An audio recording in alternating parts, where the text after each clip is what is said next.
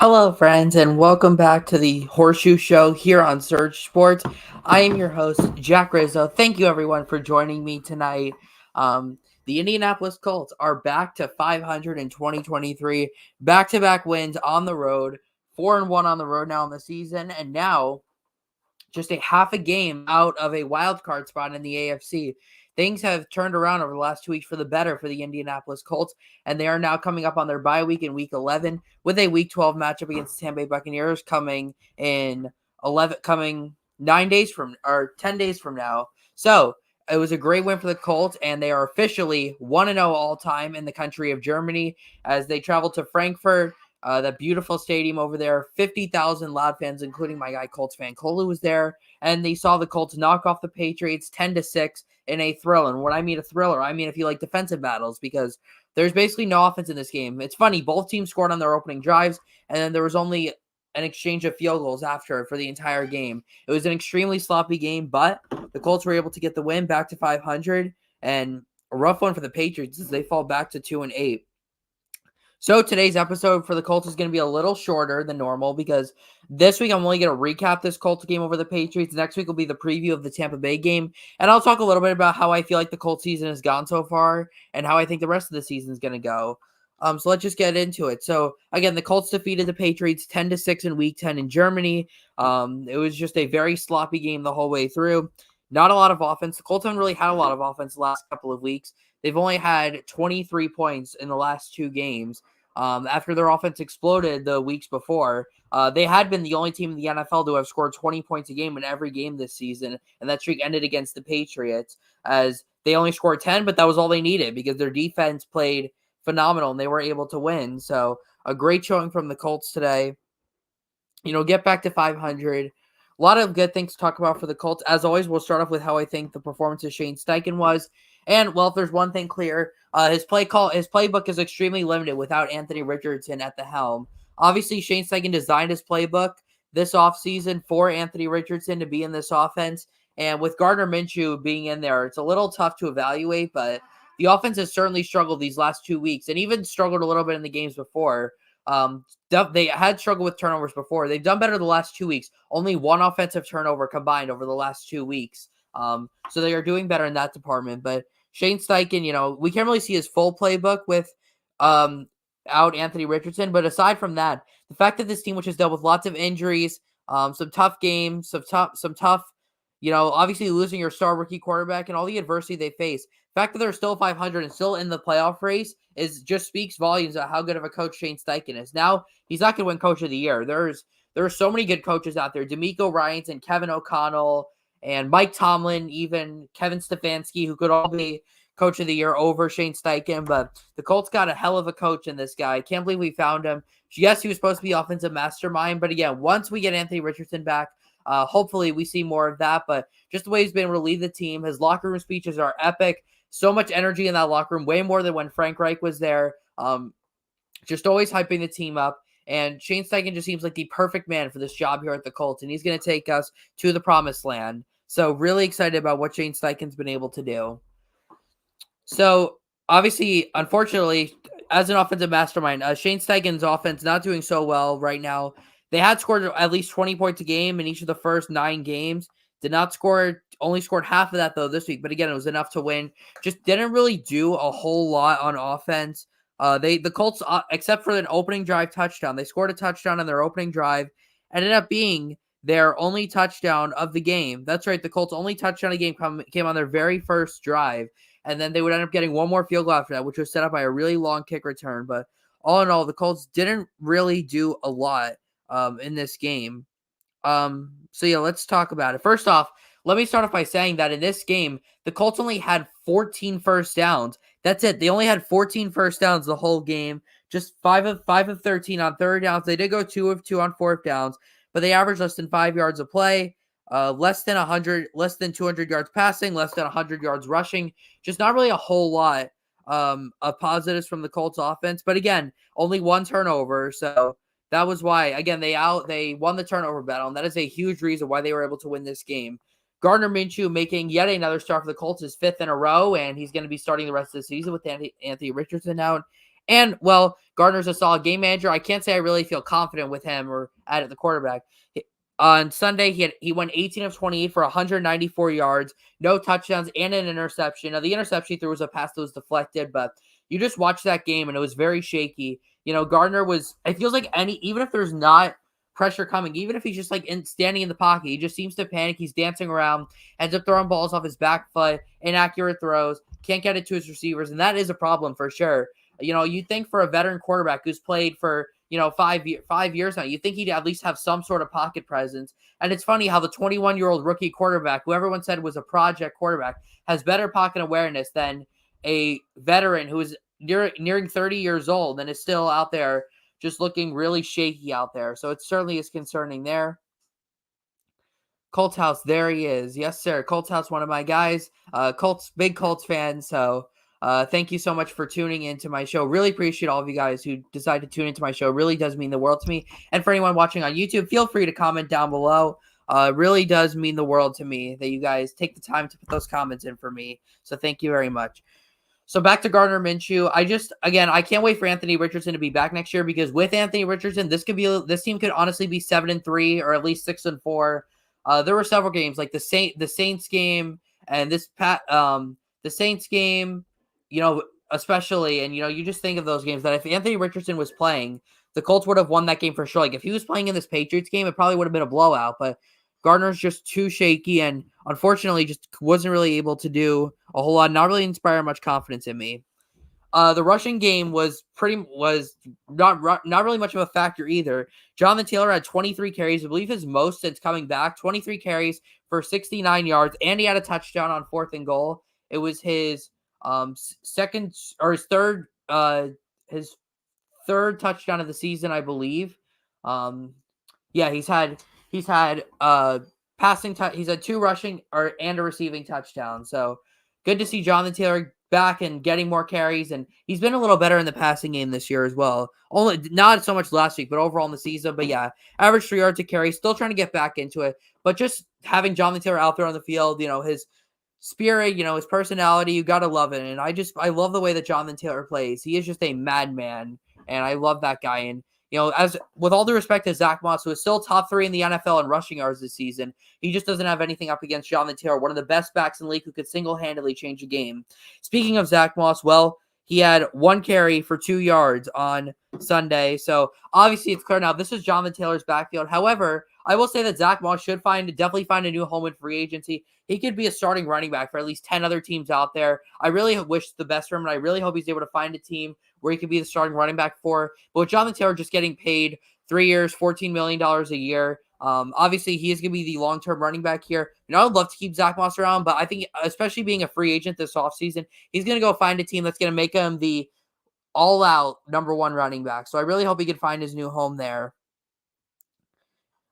Receiving-wise, well, it was pretty much the one-man show. Michael Pittman, we need to pay this man. He is one of the most underrated receivers in the league. You could argue he's a top 15 receiver in the league, and I know it sounds, like now it's not really that great, but the receiver position is probably the deepest in football right now. There's so many good receivers, so being top 15 is a huge honor, and Pittman would probably be a number 1 receiver for about 10 other teams, I would say. But, Michael Pittman is just phenomenal, and I absolutely love him.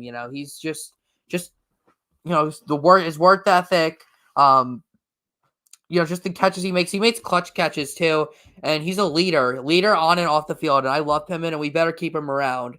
So yeah, he had 8 catches for 84 yards. He's on pace to break both 100 catches and 1,000 yards. It would be his second career 1,000-yard season and his first 100 reception season. He had 99 last year, but most of those were short catches, but he's starting to make those bigger grabs this year. And we got a comment from my podcast partner Eli saying, big show tomorrow, big news with the Browns, big games to break down tonight, plus lots of good games to make our picks on tomorrow. Absolutely. Make sure you guys tune in tomorrow at 7 p.m. for the 12 Horseshoe podcast as we make our Week 11 picks. It'll be a nice and relaxing Week 11 for me, as the Colts are not playing. They're on a bye, so I can enjoy all the other games. As for Eli, the Seahawks are playing the Rams at Los Angeles, so that should be a win for them, but we'll see on Sunday, because we remember the Rams shocked them in Week 1 in Seattle, so anything is possible. And also, happy late birthday to Eli. His birthday was last week, so, he's just a great person, great partner, does so much for me, and I'm so incredibly grateful to have him here on the show with me, and he is just awesome. Other receiving stats, Josh Downs, that guy is a dog. He had 2 catches for 40 yards. That doesn't seem great, but he was hurt though. But on 3rd and 6, in a big spot in the game, winding down after the Colts had intercepted the Patriots at the goal line, the Colts were all the way back. Looked like they were going to have to punt it from their own end zone, and instead, Gardner Minshew rolls out to the right, or kind of does like the little dancing again, which made me nervous. So he was going to take a safety, and he just flips it downfield off his back foot for Josh Downs, who lunges out and just makes an absolutely ridiculous catch, a ridiculous catch, diving to the ground, and I just can't believe he made that catch. And it did not end the game, but it ran a lot more clock down. Didn't give the Patriots as good of a chance in that game, but what a pick he was. Josh Downs, just absolutely love that guy. He's just been so good every single week. It feels like he's out there and he's giving his 100%. And Josh Downs is just having a great season so far, and so proud of the way he's come. Isaiah McKenzie had his best game, receiving 4 catches for 31 yards. Alec Pierce had 1 catch for 21 yards. Will Mallory 1 for 7, Jonathan Taylor 1 for 6, and Kylan Granson 1 for 5. So overall, the Colts had, again, they averaged 10.8 yards a reception. But again, enough of the offense, though. I really want to talk about this defense, and I have a couple comments to catch up on. Colts House, happy late birthday. Yep. To Eli. Eli, you don't have to remind me about week 1. Yeah, I know. You were not very happy about that game. I mean, the Rams blew them out. I mean, it was never even close for the Seahawks. They had like 12 total yards in the second half of that game. Thanks, Colts. Yep. And then Josh Downs is a weapon. Needs Gardner to find him more. Absolutely, man. We definitely need to use Josh Downs more. And you might say we use him enough. No, we need to use him more. He needs to be a huge weapon in this offense, because when he has the ball in his hands, we are a much better team when the ball is in his hands. I feel like all the games we've won, he's had just a lot of yards in all of those games. So Josh Downs is extremely important to us. But let's talk about our defense, man. 6 points allowed. The Colts defense the last 2 weeks have allowed a combined 19 points after allowing 37, 39, and 38 respectively over weeks 6, 7, and 8. So that was really concerning to see our once good defense play that bad. The secondary, though, was a huge problem that Chris Ballard did not address. However, it's gotten better the last 2 weeks, and the defense just played all out on Sunday. Gardner doing donuts, yeah, that's certainly what it feels like. I just never feel safe with him in the pocket. It just feels like he just has no pocket presence whatsoever. I mean, we also saw that game against Baltimore when he took 3 sacks from Kyle Hamilton in the first half. So really concerning for Gardner. Let me just say, though, I am so proud of the way this defense played, considering the fact that 1, Grover Stewart is still out with an injury. 2, DeForest Buckner was also dealing with an injury in this game. Number 3, Shaq Leonard is still not back to 100% and just made some awful whiffs on this game. And number 4, Zaire Franklin was playing hurt in this game. Talking about Zaire, that guy is just unbelievable. I cannot believe we have this guy on our team playing with a knee injury. 15 tackles, a forced fumble. This guy just an absolute dog. Leads the league in tackles despite missing week 9. And I just love Zaire Franklin. He is without a doubt now the best linebacker on our team, as Shaq Leonard just really seems to be slowing down. Still looks to be playing hurt, just does not appear the same. I could probably make a whole podcast about that on my own, or that could be a whole episode alone about the fall of Shaquille Leonard. But Zaire just playing great, and EJ Speed also playing great. Just great to see. And speaking of DeForest Buckner, it's crazy how he was hurt a little bit in this game, but he still wreaked havoc. Had a couple tackles for loss, which is always in the backfield, and he just doesn't get enough praise for how good of a player he is. He is the heart and soul of our defense. He is just out there every single game, working his butt off and just really giving it his all out there, for sure. Jalen Jones and Darrell Baker Jr. had some good plays in the secondary. How about Dio Odengba, though? 3 sacks. 3 sacks on Mac Jones. He already has almost as many sacks this year as he did all of last year. He was one of my breakout candidates for this year. It is showing off. He is a force in the pass game, the run game. He is a smart guy, smart football player, and love the way that Dio is playing. And so happy we have him. Maybe he's better than Kwity Paye, who has struggled a little bit. Our point slot has to get better. We need more pressure. That's for sure. I think Gus Bradley needs to blitz more, especially with how weak our secondary is. So I'm really concerned that we don't blitz as much as we should be. I think that's why we're allowing so many points. And also on the Colts defense, they also had 2 interceptions on Mac Jones. Julian Blackmon and Rodney Thomas had the 2 interceptions for the Colts, and both of them coming within the final 5 minutes. Julian Blackmon, an interception with around 4.5 minutes to go. The Patriots had a 2nd and 12 nearing the end zone, and we ended up picking them off near the end zone to end that drive. And then on the final drive, Bailey Zappi comes in. They bench Mac Jones. And after a 4th and 1 in which they were to pick up a first down, a fake spike turns into an interception down the middle to Rodney Thomas. And the Colts end up getting a win on the road at Germany. So the secondary certainly made a lot more big plays this season or in this game. I will say though, I thought our run defense definitely did struggle for sure. We did allow the Patriots to have 167 yards rushing. Ramondre Stevenson and Ezekiel Elliott both had over 50 yards. Ramondre nearly 100 yards. Zeke averaged over 4 yards a carry. Also did damage in the receiving game. I mean, Zeke had a couple of screen passes that worked out really well for him. So I thought we struggled in the rush game, but without Grover Stewart, without 100% Buckner, that's certainly going to show. But really proud of the way this defense came to play, and the Colts were able to get the win. So that is pretty much it. The Colts obviously have a bye this Sunday, so the Tampa Bay game preview will come next week. Sorry about not having an episode yesterday. Got a little tied up with some stuff and just decided not to do it yesterday. So I thought I'd come out and do it today. Thank you so much, everyone, for watching. Enjoy the Ravens-Bengals game. Had a huge battle in the AFC and pretty big implications for the Colts in terms of the wildcard standings because with all due respect to my Colts, I just don't think they're going to go out and win the division. There are still a game and a half back. The Texans are ahead of them, and they got swept by, and the Colts got swept by the Jaguars. So it's going to be very tough. But a wildcard spot is still in play with the Bills and the Bengals both struggling, and with some other teams that might start to fall. So certainly should be interesting on that. Make sure you go follow Eli and I on the 12th Horseshoe podcast every Tuesday and Friday at 7. We have a preview. We have a preview of Week 11 tomorrow, and then we have a recap on Tuesday. Thanksgiving's coming up. Hope you guys have a great Thanksgiving, although you'll see me next Wednesday before Thanksgiving. And yeah, that's pretty much it. Eli with Sports and Mano on Saturday mornings and all that good stuff. My show every Wednesday night except for this week. And again, for St. Mary's sports fans, basketball season is coming up next month. So Eli and I will be doing basketball games for St. Mary's. Make sure you tune in to watch all of those right here on Surge Sports. Thank you so much, everyone, for watching. Jack Rizzo signing off here on Surge Sports, the Horseshoe Show. Thank you so much, everyone, for watching, and have a great night, everyone. So long, friends. Go Colts, go Rangers.